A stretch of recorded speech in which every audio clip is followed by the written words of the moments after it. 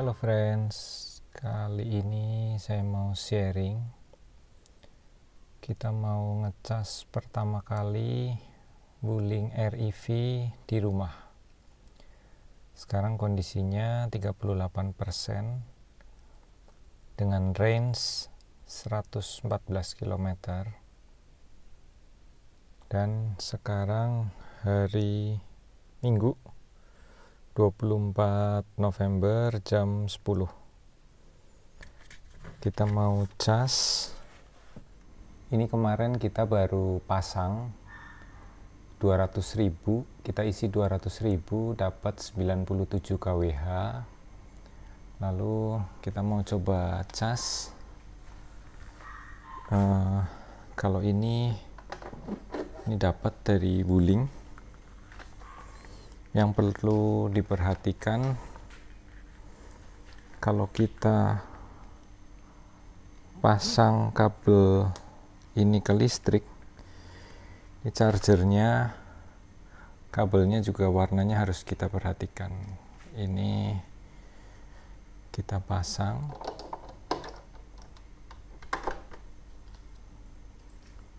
dan warnanya harus biru. Ini biru warnanya teman-teman, cuma karena ini pakai flash jadi kelihatannya kurang jelas. Nah, itu biru. Jadi kalau biru itu artinya groundingnya aman teman-teman. Nah, ini untuk pasang. Untuk ngecas kita tinggal buka,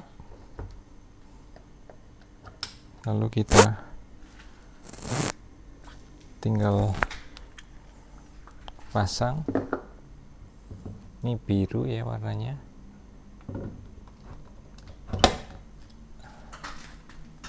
Nah, itu ada sedikit bunyi dan warnanya berubah jadi hijau. Hijau berkedip flashing. Itu artinya sedang mengisi. Dan ada bunyi kipas. Ini di sini sekarang 97,3 kWh. Kita bisa cek untuk arus yang terpakai, kita pencet 47 lalu enter. Terpakai daya 1700 watt. Udah langsung turun 97,29. Dan sekarang jam 10:05. Kita mau tinggal ini satu malam. Nanti besok pagi coba kita cek berapa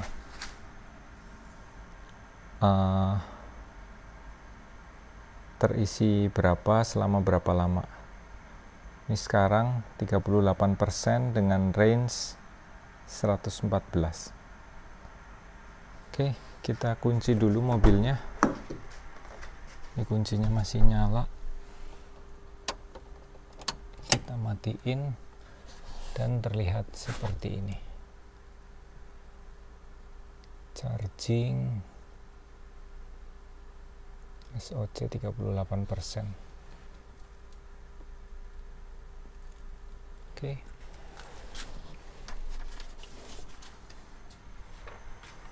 Oke teman-teman, nanti besok pagi kita lepas, kalian saya rekam.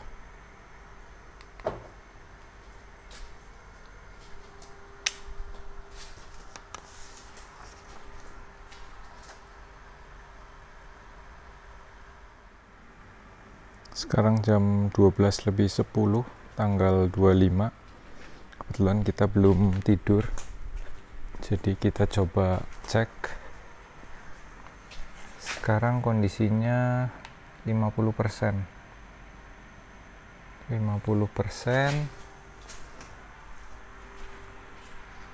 Chargingnya masih flashing green. Dan di kWh tertulis 93,77. Jadi kira-kira 2 jam lebih 6 menit, 2 jam. Jadi kita mulai di jam 22.05, 38%. Jadi selama 2 jam bertambah 12% teman-teman. Untuk pengecasan Wuling REV Lite 300, 1 jamnya 6%, berarti 1% tiap 10 menit. Kita coba lihat besok pagi berapa, terisi berapa. Dan ini tadi pas kita mulai 97,3 kWh, sekarang 93,75 kWh, berarti terpakai 93,943 3,5 kWh untuk 12%. Besok coba kita hitung. Saya penasaran berapa daya yang terpakai. Kita coba cek, masih 1660-an. Oke teman-teman, sekarang jam 12:19 dan posisi 51%. Halo pagi friends, kali ini sekarang jam 6.55 tanggal 25, berarti 6 jam 7, 8, 9 jam kurang 10 menit. Dan sekarang posisi ada di 89%. Posisi masih ngecas, flashing green. kWh meter ada di angka 82,42. Coba nanti kita bikin hitungannya. Oke friends, sekarang udah jam 7:02 dan kondisi sekarang di 90%. Ini pengecasan sekitar 9 jam. Sebenarnya masih ngecas, cuma ini udah harus antar anak sekolah, jadi ini mau saya cabut. Posisi sekarang di 82,23 kWh. Kita coba cek, daya yang masuk masih 1727. Oke teman-teman, nanti kita buat hitungannya. Tapi kalau ini mau saya cabut, nyabutnya tinggal tekan tombol ini dan otomatis selesai. Kalau secara hitungan 9 jam 9 jam itu 9 kali 6 54 tambah kemarin 38, 1 jamnya 6%. 1 jamnya 6%. 6% kali 9 jam 54% tambah 38, berarti 38 tambah 54, 80, 92 harusnya. Cuma tadi ada 90%, berarti hanya beda sedikit. Oke friends, gitu dulu. Nanti saya akan sharing yang lainnya. Thank you. Oke friends, ini kita sambil antar anak sekolah. Ini masih di perumahan. Sekarang posisinya 90%, range 270 kilo, odo 605. Oke friends, ini kita sambil antar Freya sama Felisa. Saya sharing sedikit. Jadi tadi malam kita ngecas 9 jam. 9 jam itu 1 jamnya kan 6%. Jadi total 9 jam itu baterai seharusnya secara hitungan akan bertambah 54%. 9 kali 6 54. Tadi malam itu kita mulai ngecas di 38 kalau ditambah 54 berarti berapa Frey? 38 tambah 54 40, ditambah, nah langsung aja, 38 tambah 54 berapa dek? 92, harusnya tuh 92, cuma tadi terisi di 90%. Ini lagi berhenti lampu merah, Frey, kita tunjukin sedikit. Ini sekarang di 89%, udah turun 1%. Jadi kesimpulannya pengisiannya itu 1 jam bertambah 6%. 1 jam bertambah 6%, dan kWh yang terpakai tadi sekitar 15 kWh. Jadi untuk listrik, Frey. Jadi untuk ngecas 50% itu membutuhkan 15 kWh. Harga per kWh-nya sekitar 2000. Jadi nanti hitungannya kita tulis dulu di kertas, lalu kita sharing lagi. Lalu yang selama 1 bulan ini kita pakai itu sebenarnya kan kalau 100% itu bisa untuk 300 kilo, tetapi realnya nggak seperti itu. Jadi kalau 100% 300 kilo itu berarti kan sebenarnya 1%-nya 3 kilo. Tapi kenyataannya di pengecasan sebelum ini kita cas sampai 100%, lalu kita pakai, itu kepake 40%, tapi kepake 60%, tapi jaraknya hanya bisa 150 kilo. Jadi kalau kemarin saya bagi, itu ketemu di 2,5 kilo per 1% baterai. Jadi itu untuk gaya nyetir normal, teman-teman. Nggak dibikin irit, nggak dibikin boros, gaya nyetir normal.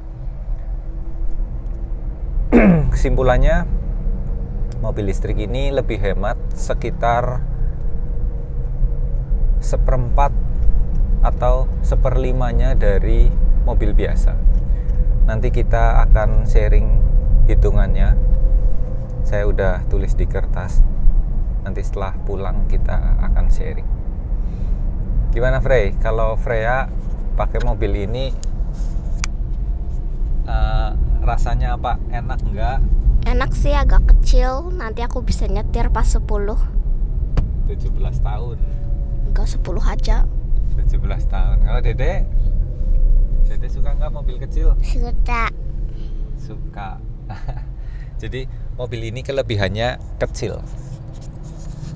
Untuk ukuran mobil lain, Honda Jazz atau yang lain-lainnya, Kecil ya, Paul? itu ini jauh lebih kecil. Jadi saat mobil lain macet nggak bisa masuk, mobil ini bisa masuk. Saat ada kita lagi tuh tapi putih. Saat mobil lain parkir sempit, mobil ini nggak sempit. Iya, itu di depan ada wuling juga ya. Dan untuk dipakainya, tadinya saya berpikir mobil ini kecil, mungkin apa nggak kurang stabil, ternyata enggak. Mobil ini sangat stabil. Mungkin karena ada baterainya di bawah kali ya. Jadi baterai itu kan cukup berat dan ada di bagian bawah bodi. Iya, Dek. Stabil itu apa? Baterai sama kayak baterai jam gitu yang untuk tenaga menjalanin mobil ini. Jadi stabil itu nggak goyang-goyang. Jadi mobil ini sangat stabil. Cuma memang ada beberapa kekurangan di mobil ini. Nanti di kesempatan lain saya akan share kekurangannya. Cuma kekurangannya minor, teman-teman. Intinya kita nggak nyesel beli mobil ini. Mobilnya enak. Dan buat teman-teman yang nyari mobil untuk dalam kota, mobil ini sangat cocok. Karena kalau untuk luar kota, mobil ini nggak bisa. Karena pengecasannya lama. Jadi mobil ini belum bisa fast charging. Mobil ini hanya bisa menggunakan daya listrik 2200 untuk pengecasan. Tadi malam beberapa kali saya cek, cuma terpakai 1600 atau 1700 watt pada saat ngecas. Jadi listrik rumah bisa kalau buat teman-teman yang mungkin dayanya 5.500, karena kalau 2.200 ya berarti mepet banget ya, mungkin AC dan yang lain-lain harus dimatiin kalau mau ngecas. Tapi kesimpulannya mobil ini enak untuk dalam kota, irit, hemat. Cuma untuk luar kota agak ribet karena ngecasnya 11 jam. Jadi kalau untuk luar kota kita butuh mobil listrik yang bisa fast charging, yang dalam 30 menit bisa ngecas 50%. Oke teman-teman, segitu dulu sharing kita. Ini kita udah deket sekolahan, posisi macet, dan sekarang 89% posisi. Jadi dari rumah tadi ke sekolah itu kepake 1% dan 3 km. Tadi kan 605, ini sekarang 608, dan kepakai 1%. Jadi ya sekitar 3, cuma realnya 2,5 kilo kalau saya hitung kemarin. Oke teman-teman, sekian dulu sharing kita hari ini. Ini udah sampai sekolah, anak-anak mau turun. Sampai jumpa di vlog berikutnya. Semoga semua sehat selalu. Oke friends, ini kita udah sampai di rumah. Tadi kita antar anak sekolah 5 kilo. Odonya dari 605 sekarang 610. Baterainya terpakai 2%. Jadi ya 5 kilo terpakai baterai 2%. Jadi 1% sekitar 2,5 kilo teman-teman. Oke, yang saya mau sharing lagi mungkin sekalian aja, di mobil ini ada driving mode. Driving mode ini normal. Kalau kita pencet ini di sini ada tombol. Kalau kita pencet itu akan berubah jadi eco, sekali lagi berubah jadi sport. Lalu ada juga setelannya, yang ini regenerative braking. Sekarang standar, cara gantinya tombol yang tadi dipencet agak lama. Jadi dipencet tahan, dia akan ganti weak, dipencet tahan, dia akan ganti strong. Waktu itu saya udah pernah coba pakai yang weak. Itu berarti kalau kita ngegas, kita lepas gasnya, dia engine brake-nya sedikit kalau pakai yang weak.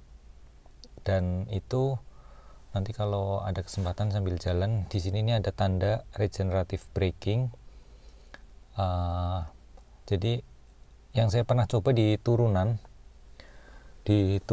di Kemeranjen waktu itu di Banyumas, itu dari atas kita pakai regenerative brakingnya, kita pakai yang strong dan baterainya nambah 1% teman-teman. Jadi kan kita kalau turunan kita nggak ngegas, tapi kita biarin engine brake-nya kerja, sesekali kita ngerem kalau masih terlalu cepat, dan baterainya bertambah. Jadi betul, regenerative braking-nya memang bisa nambah baterai. Dan yang perlu kita tahu, regenerative braking itu baru bisa aktif di kondisi baterai 96%. Jadi waktu itu saya sempat ngisi sampai 100%, regenerative braking-nya nggak bekerja. Tadinya saya pikir, wah jangan-jangan bermasalah nih, tapi ternyata enggak. Memang regenerative braking baru aktif pada saat kondisi baterai 96%. Oke teman-teman, segitu dulu sharingnya. Nanti kita hitung-hitungannya, kita sharing. Oke friends, ini kesimpulan dari pengecasan kemarin. Ini saya baru sempat bikin videonya, dan karena ini waktu saya bikin di luar rumah, lagi makan di luar, jadi nulisnya di tisu. Tapi mudah-mudahan infonya berguna. Jadi pengecasan kemarin kita start charging jam 22:05, selesainya jam 7:02 besoknya. Totalnya itu 9 jam. 9 jam kurang 3 menit. Baterainya start di 38%, pada saat kita cabut 90%, jadi terisi 52%. Jadi selama 9 jam ini terisi 52%. Harusnya 1 jam itu 6%, teman-teman. Cuma kayaknya di atas 80% itu pengisiannya sedikit melambat, mungkin supaya baterainya awet. Biasanya kalau baterai kan seperti itu ya. Lalu range-nya di awal 114, setelah bertambah jadi 90%, totalnya jadi 270 km. Jadi range itu selalu persen dikali 3. Jadi ini 38 kali 3 ketemunya 114. Pada saat dia 90%, tertulis di instrumen cluster 270 kilo. Jadi bertambahnya 156 kilo. Dan di kWh meter, di meteran listrik, pada saat kita start ngecas ada di 97,3 kWh, selesai di 82,22 kWh. Jadi totalnya terpakai 15,08 kWh. Sebenarnya kalau hitungan saya sih nggak segini ya. Kalau total 26,7 kWh itu 100%. Kalau kita hitung 1%-nya itu 0,267, ini kalau dikali 52% itu sebenarnya ketemunya segini, teman-teman. 13,884 kWh. Cuma realnya yang terpakai, yang kepotong di meteran listrik itu 15 kWh, atau mungkin ada panas yang hilang atau seperti apa. Mungkin teman-teman yang lebih tahu bisa tolong bantu komen di kolom komentar supaya kita semua paham. Dan satu lagi yang saya pengen sharing, ini di pengecasan sebelumnya itu odometer di instrumen cluster ada di 450, itu baterainya 100%. Lalu saya ngecas lagi di odo 605 di posisi 38%. Jadi terpakainya 62% dan bisa menempuh jarak 155 kilo. Kalau ini kita bagi 155 dibagi 62, ketemu angka 2,5 km per 1% baterai. Jadi ini pemakaian real. Saya memang pemakaiannya di dalam kota. Jadi lebih banyak untuk antar anak sekolah, untuk kita berangkat kerja, untuk kita pergi ke gym atau makan. Jadi kalau pemakaiannya nggak sering berhenti, rasanya sih bisa sesuai klaimnya dari Wuling. Cuma karena kita di dalam kota kadang ada lampu merah, kadang ngantar anak sekolah macet, antri, jadi realnya untuk pemakaian normal kita 1% bisa untuk 2,5 kilo. Tapi itu udah jauh lebih hemat, teman-teman. Ini saya ada bikin hitung-hitungan sederhana. Jadi kita kan ambilnya yang light long range 300. Kalau yang light 200 itu baterainya di 17,3 kWh, kalau yang light 300 itu di 26,7 kWh. Lalu kalau 26,7 kWh itu bisa untuk 300 kilo, ini saya asumsikan 26,7 kWh itu 1 kWh-nya 2.000. Jadi biaya untuk ngecas sampai 100% itu 53.400. Bisa menempuh 300 km. Kalau hitungan real tadi bisa menempuh 250 km. Dan itu udah jauh lebih hemat. Kalau mobil bensin biasa 250 km itu kan kalau 1:10 kita perlu 25 liter. Kalau Pertalite aja itu udah 250.000. Tapi kalau kita pakai mobil listrik, hematnya 1/5-nya, teman-teman. Ya mungkin 1/4-nya lah. Oke, ini hitung-hitungan sederhana. Kalau tadi 1% bisa untuk 2,5 kilo, berarti kalau untuk 10 km kita perlu 2.136 rupiah teman-teman, kalau 1%-nya dianggap 500 rupiah. Oke teman-teman, sekian dulu sharing saya kali ini. Sampai jumpa di vlog berikutnya. Nanti saya akan buat video lain tentang Wuling Air-EV karena mobil ini sangat menarik untuk pemakaian dalam kota. Oke teman-teman, thank you. Jangan lupa subscribe, share, dan komen kalau teman-teman ada info apapun tentang Wuling Air-EV. Thank you teman-teman.